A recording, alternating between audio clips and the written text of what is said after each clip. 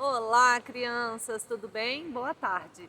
Eu sou a professora Naura Salles e hoje mais uma história eu vou contar. Hoje, sexta-feira, dia 23 de abril, é comemorado o Dia Internacional do Livro. Pois é, uma data muito importante, vocês não acham? E para a gente comemorar esse dia, eu trouxe para vocês esse livro que é um dos meus livros favoritos. É a história da Chapeuzinho Amarelo. Senta, que lá vem a história de hoje. Chapeuzinho Amarelo, uma história de Chico Buarque com ilustrações de Ziraldo. Era a Chapeuzinho Amarelo, amarelada de medo. Tinha medo de tudo aquela Chapeuzinho. Já não ria. Em festa não aparecia. Não subia a escada, nem descia. Não estava resfriada, mas tossia. Ouvia conto de fadas e estremecia. Não brincava mais de nada, nem de amarelinha. Tinha medo de trovão. Minhoca para ela era cobra. E nunca apanhava sol, porque ela tinha medo da sombra. Não ia para fora para não se sujar. Não tomava sopa para não ensopar. Não tomava banho para não descolar. Não falava nada para não engasgar. Não ficava em pé com medo de cair. Então vivia parada, deitada, mas sem dormir, com medo de pesadelo. Era a Chapeuzinho Amarelo.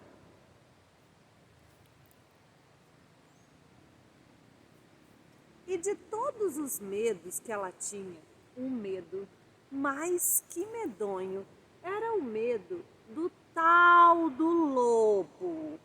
Um lobo que nunca se via, que morava lá para longe, do outro lado da montanha, num buraco da Alemanha, cheio de teia de aranha, numa terra tão estranha que vai ver, esse lobo nem existia. Mesmo assim, Chapeuzinho tinha cada vez mais medo, do medo, do medo de um dia encontrar com o lobo. Um lobo que ela nem sabia se existia. E Chapeuzinho Amarelo, de tanto pensar no lobo, de tanto sonhar com o lobo, de tanto esperar o lobo, um dia topou com ele.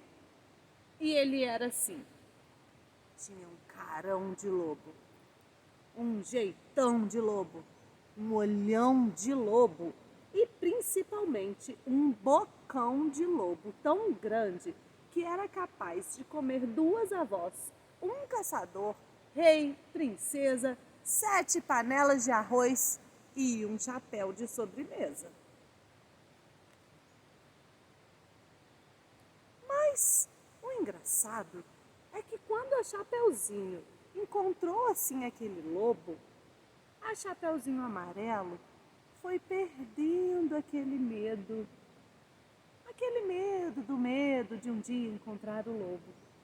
Foi passando aquele medo, depois acabou o medo e ela ficou só com o lobo, sem medo. O lobo ficou chateado de ver aquela menina olhando para a cara dele, só que sem medo dele. Ele ficou mesmo envergonhado, triste, murcho, branco azedo, porque um lobo, tirado o medo, é um arremedo de lobo. É feito um lobo sem pelo, é um lobo pelado.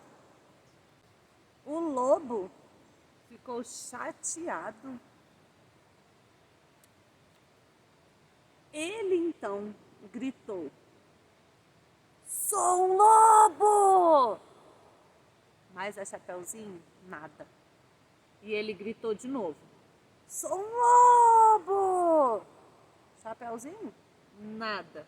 Deu risada. Então ele berrou: eu sou um lobo! Chapeuzinho, já meio enjoada, com vontade de brincar de outra coisa, não achou graça nenhuma.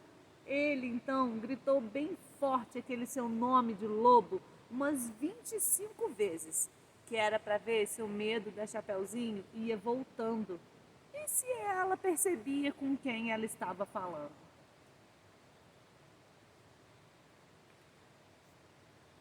Lobo, lobo, lobo, lobo, lobo, lobo.